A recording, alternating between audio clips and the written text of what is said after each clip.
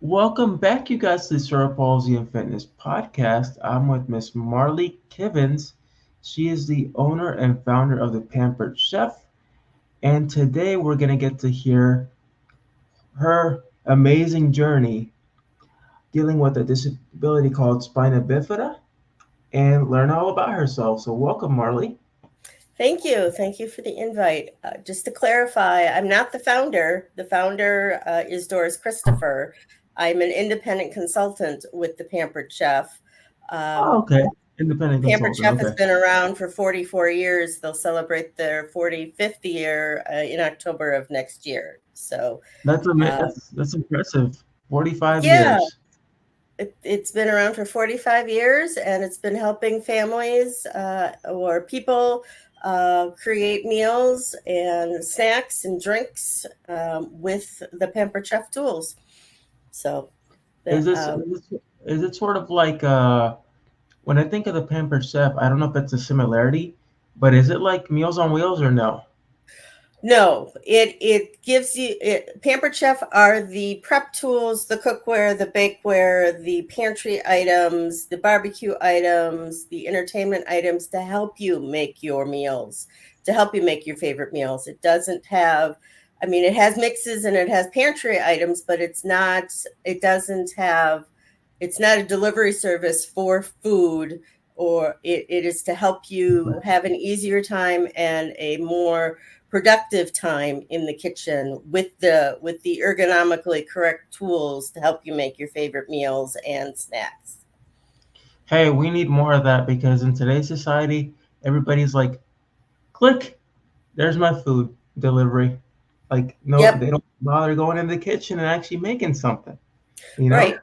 I mean, this helps you make the homemade meals or the quick meals, like mixes for cookies or cakes, or something fast for the kids to munch on, or for you to yeah, to munch on.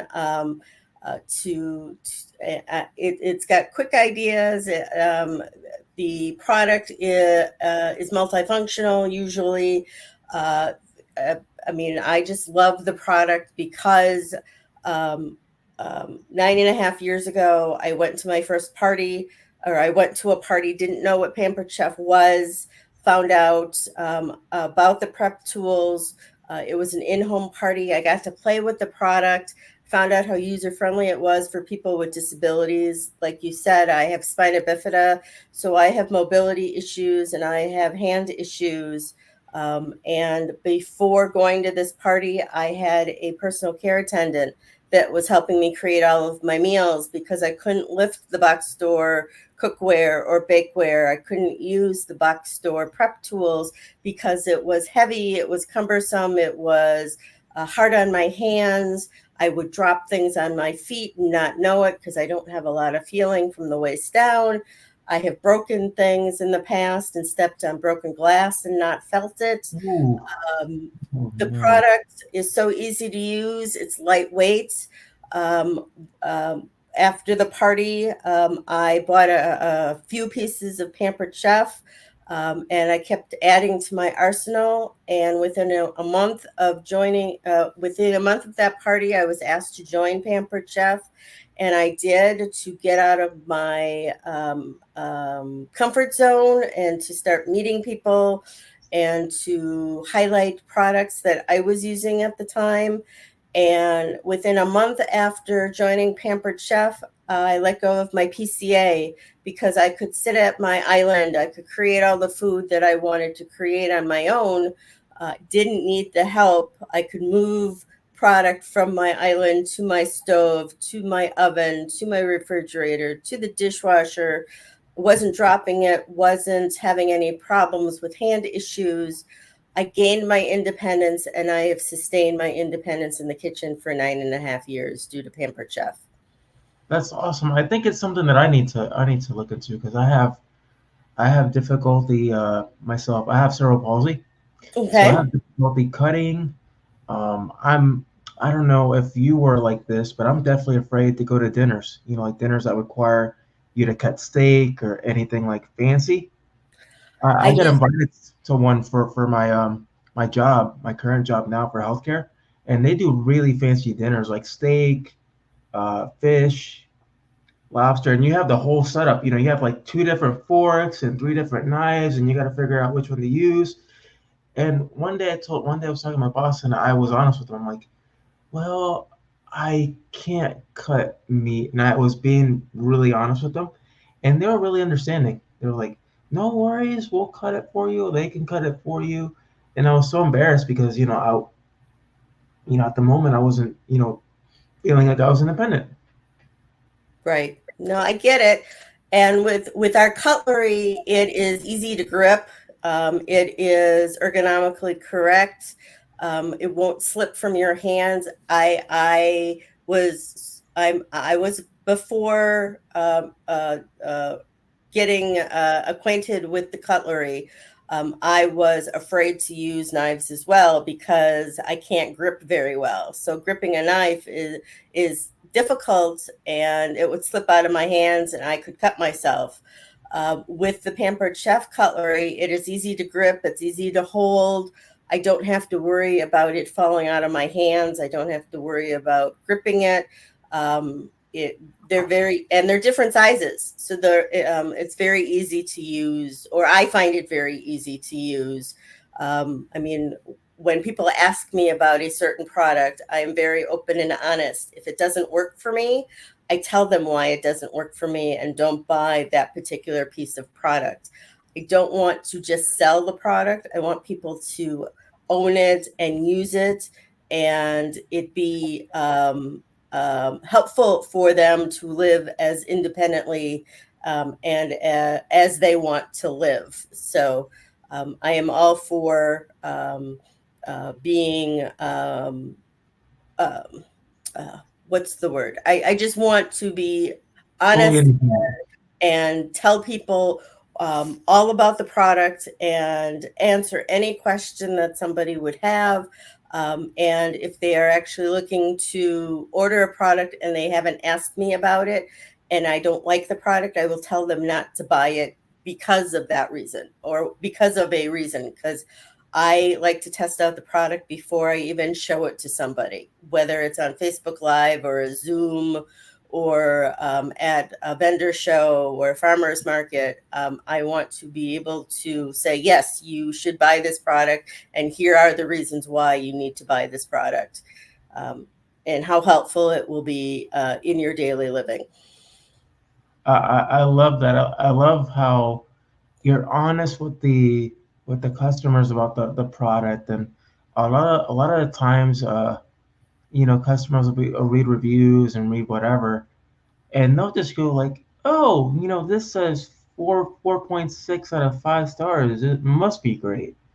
But some of the times, those reviews are filled with bogus reviews, Right. bots. They're just putting in 5 stars just to make it look like you know it's a Right. great product, and not it's And I'm horrible. all about customer service. I mean, I am since I am just a virtual consultant, I and there's different time zones. I mean, I can reach people across the United States and on military bases that are run by the United States, and they're all in different time zones. So I'm usually readily available for people. I mean, I'm in Minnesota. I can help people in California in a different time zone, or on the East Coast, in Florida where you are, or New York.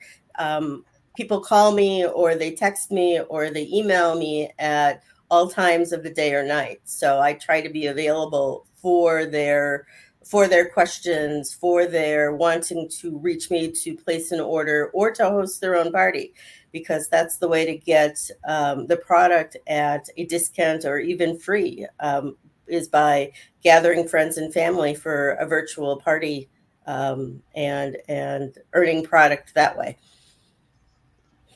Do you think it's something that I mean, not necessarily saying that just the disability community can kind of go into, but do you think it would be an easier way for somebody with a disability like yourself to make some extra income? Because Yes. sometimes you try to go into normal jobs like what I have, and for somebody to apply for it, it takes them forever to land something.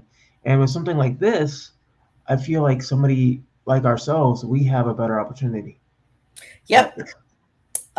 And that was one of the reasons. I mean, I was in the administrative world for many years. I worked for my father, and he owned a company in Minneapolis. And when he sold it, then I didn't know what I was going to do. And I was in between jobs. I had just had a surgery for my disability.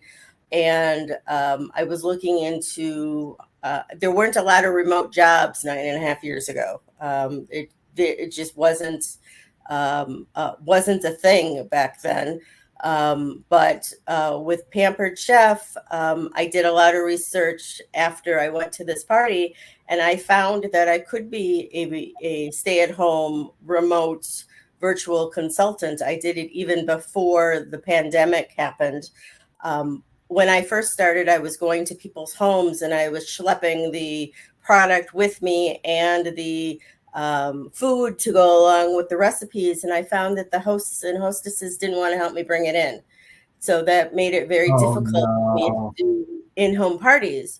And so when Facebook, when Pampered Chef started promoting that you could do parties on Facebook, I jumped in with both feet, and I have done a lot of virtual parties via Facebook or via Zoom where I can show the product live, or on Facebook Live where I can do demos and show the product live. And that way people can see me using the product and how I use the product and get different ideas about the product. And then I go to specific farmers markets, or I go to vendor events that I know that the coordinators will help me take the product out of my car. I'm very picky on how I show my product live at vendor events and at farmers markets. But people with disabilities have a wonderful opportunity to be a virtual consultant like I am, or show the product or be a consultant. They can join my team, or they can join somebody else's team that they know that sell Pampered Chef. It is a great way to supplement income. I'm on Social Security disability, so I pay attention to what I can earn due to the Social Yeah. Security disability, and I stay under the red line per se. And it's a great way to get some income for paying my bills and buying my groceries, and being as independent as I can, so that I don't have to ask for help within the disability resources. I want to be as independent as I possibly can. Right, and it's super difficult. Just like you said, just supplementing your income and keeping it on a certain level, because it's to me the whole threshold thing. Hmm. I mean, this is my opinion. They need to get rid of it and let these people with disabilities, if they have jobs, to make as much as they can just to be able to live comfortably. Because it's like you're not going to be able to live on the line, comfortably.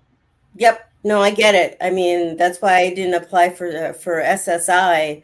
I applied for SSDI, and it took me 4 appeals to get on SSDI. And I mean, Gee. because they didn't think I had a disability.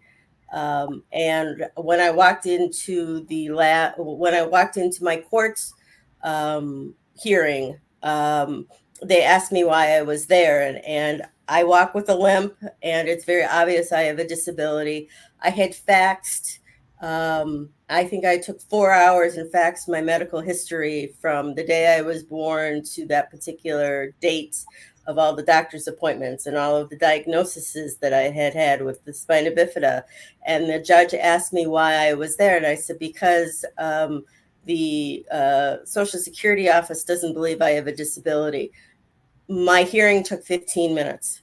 I guess it was the shortest hearing that was possible. And within a month of that hearing, I was approved for Social Security disability, and I think it was 3 years of back pay, because that's how long it took for all Good of the appeals. for you.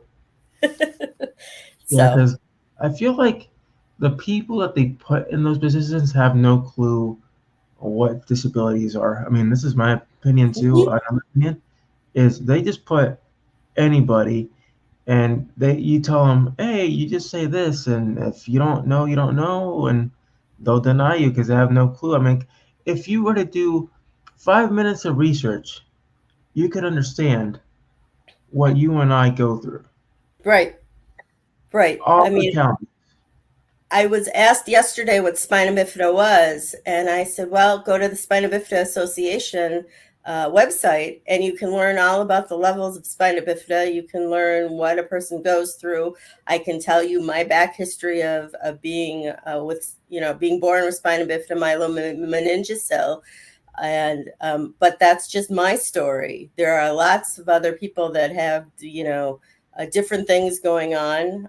You can't just put me into a box, or you can't just put spina bifida into a box.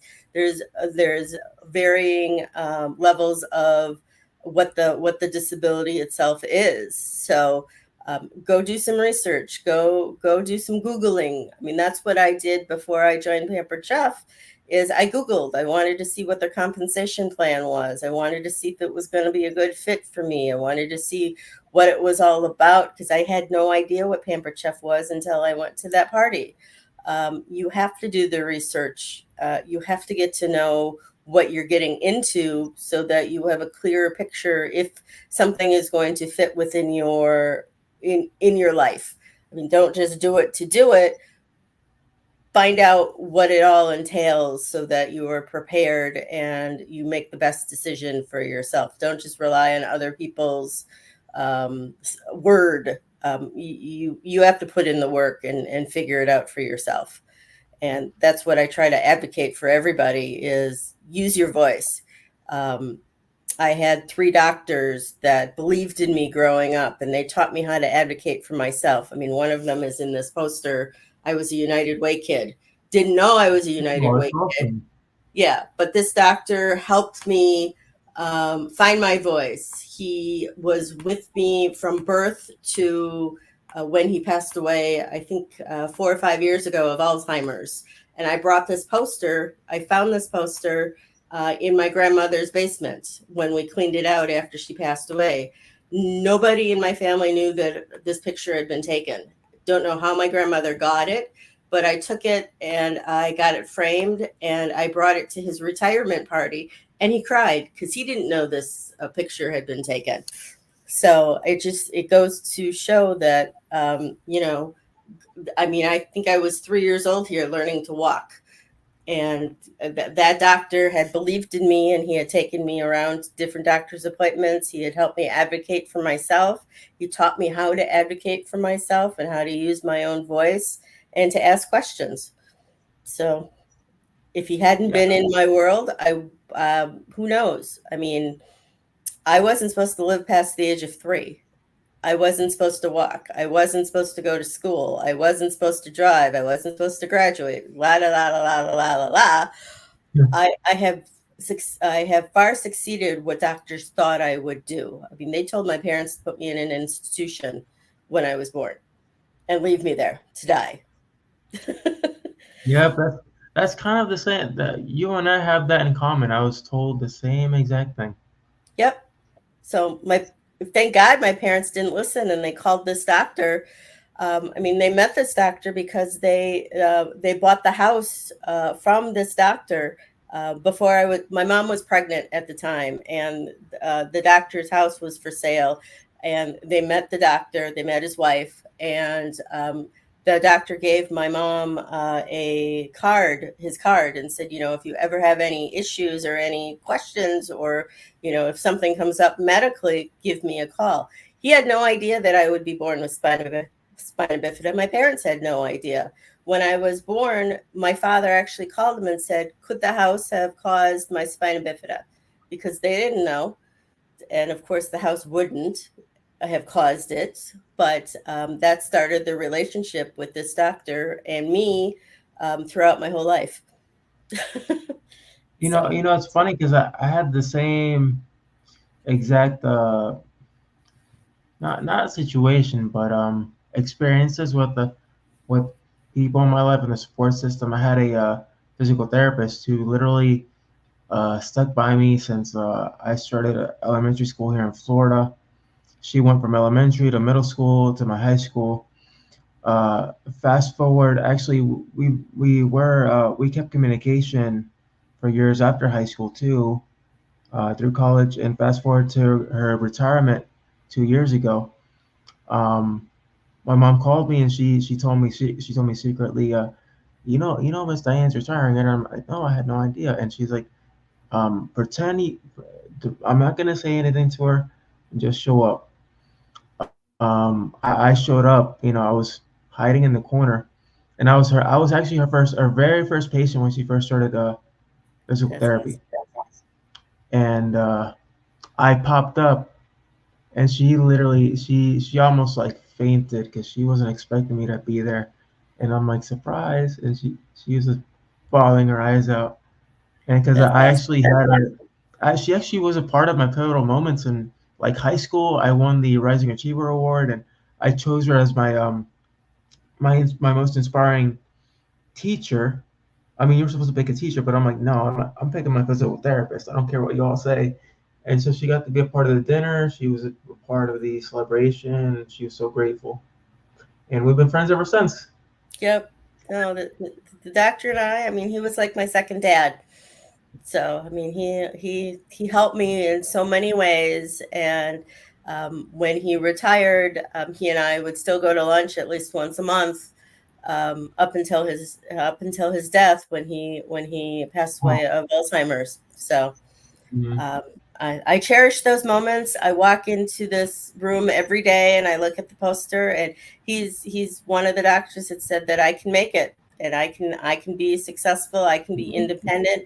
He believed in me, so I believe in myself because he believed in me. That's right. And he'll always be with you in your heart. Yep, definitely. So, I mean, it gives me the motivation to keep going with Pampered Chef, even on the bad days. I mean, he said I could wallow in self pity one day, and then I have to let it go. Whatever the diagnosis is, whatever the illness is, whatever. Because I've been going through medical issues for the last 16 months. I mean, a year ago, April, I went into the emergency room via ambulance. I had 104 temperature. I ended up going septic 4 different times in the hospital. Nobody Wow. knew why I was what was happening. I mean, they think it was a UTI, but they don't know. And I've been having medical issues since. And I mean, each time I'm in the hospital, I think I've had 4 hospital stays in the last year and 3 or 4 outpatients for IV drugs for 10 days apiece. And each time they ask if I have a healthcare directive. So just in case, something happens, they have it on file. So, I mean, my motto right now is live for today because I may not have tomorrow. So do Yeah. everything I can to fulfill the day, today and make the best out of today because who knows, tomorrow may not come. You have a whole book there waiting to happen. Are we seeing a book in the future? Well, I've got journals. I journal every day, so I'm hoping that the journals one day will be published. But yeah, I mean, you got to get it out. I mean, I allow myself one day of negativity, and then I lift myself up, and the next day I'm positive. I mean, you can't wallow in the negativity, otherwise you'll never accomplish anything, and it doesn't Right. do anybody any good to wallow in the negative. You have to have a positive mindset. You just do. You're So. right about that one. Like you always have to maintain the positive mindset no matter what, and you definitely embody that. Very Well, I try, and I mean, the doctor in the United Way poster helped me realize that, and taught me how to do it. And I do see a psychologist once a week to get all of if there are still negative feelings going on, I get that out. We work on how to let it go if I haven't let it go. I mean, yes, there are days that are more negative than others, but I try not to be negative. But there are just certain situations. I mean, with the past 16 months, it's been difficult because there's no end in sight for a diagnosis. Right. But I can't let that. I mean, my last hospital stay was 3 weeks ago, and doctors couldn't find what was going on, and they released me after 5 days without knowing why I was having all the symptoms that I was having. So Uh, I'm a well, medical mystery, and there are days that I'm tired of being one. I'm sure there'll be an answer at some point. We just got to keep on being positive. Yeah, I mean, they don't do a lot of research for adults with spina bifida. I'm the guinea pig. They do a lot of research for kids with spina bifida, but not adults, and there needs to be more done. So I'm the guinea pig at the moment, and I'm in the medical books because of living so long with the disability. I mean, we didn't live this long in the '60s and before. So it's uh, I'm a test case, and I just live with that fact that they have to do all the research, and I'm part of that research. So Uh, that's all you can do. Just keep on fighting. Stay positive, and don't let anything stop you. yeah. So Marley, what are some positive words or affirmations would you leave to someone that's struggling with any kind of disability? Um, just you have to find the positive in each day. You have to find one thing that was good. And I mean, like I said, I journal, and when I journal, I force myself to find one thing that has happened each day that's been positive, and I write it down. And that helps me along to stay positive and have a positive mindset. You just have to brush off the negative atmosphere or the negative comments that you get from the community at large, or doctors telling you you're not going to amount to much, or family members telling you you're not going to amount to much.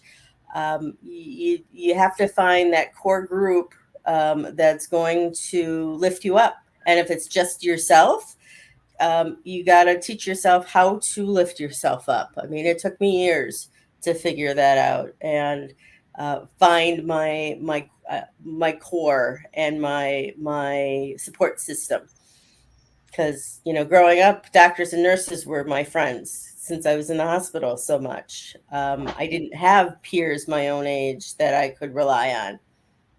So, I mean, they were either forced, or it felt like they were forced to be my friends, because I was the only person in my school district that had a physical disability, and um, I the comments, or the whispering, or the attitudes of people were very negative, because they didn't understand, and they didn't want to ask questions. I mean, I'm all about asking Right. questions or answering questions. I mean, it's if you don't know, you don't know. And I mean, uh, um, knowledge is power, and power is the ultimate. So you just if you see someone that is looking at you weird, or if a little kid is asking their parents, why does she walk funny, That's right. I Right. would go up to the child and say, do you have any questions for me? I'm happy to answer something, because normally the parents would just shush them and drag them Mm-hmm. away. Mm-hmm. But knowledge is 100%. power. If I hear something like that, I have to stop, and I have to um, you know approach that child, and ask what questions that they have, because I don't want them to grow up and have a negative feeling about somebody that's different.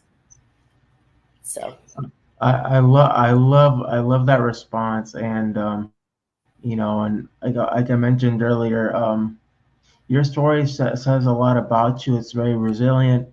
You're hardworking. You don't let anything stop you. and I'm hoping in the future to see some of those journals published. So am I. So am I. I mean, I have it in my will to publish them if they hadn't been published already. I don't want to be an inspiration to people. I just want people to read it and have a positive response. I mean, I don't like inspiration porn. Thank you. Or the term inspiration porn Someone said that it. bugs the heck out of me.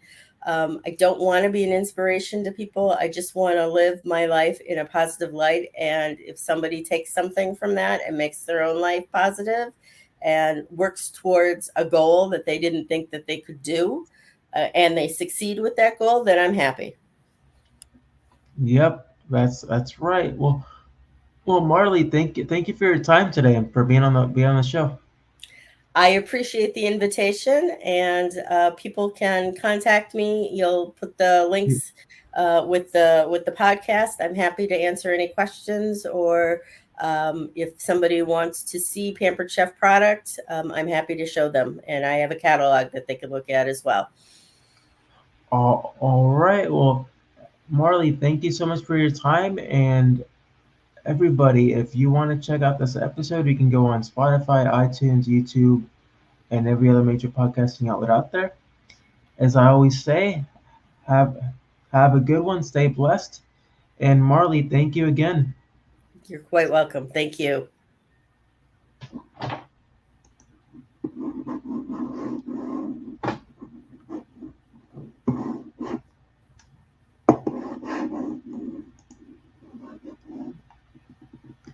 Can you still hear me?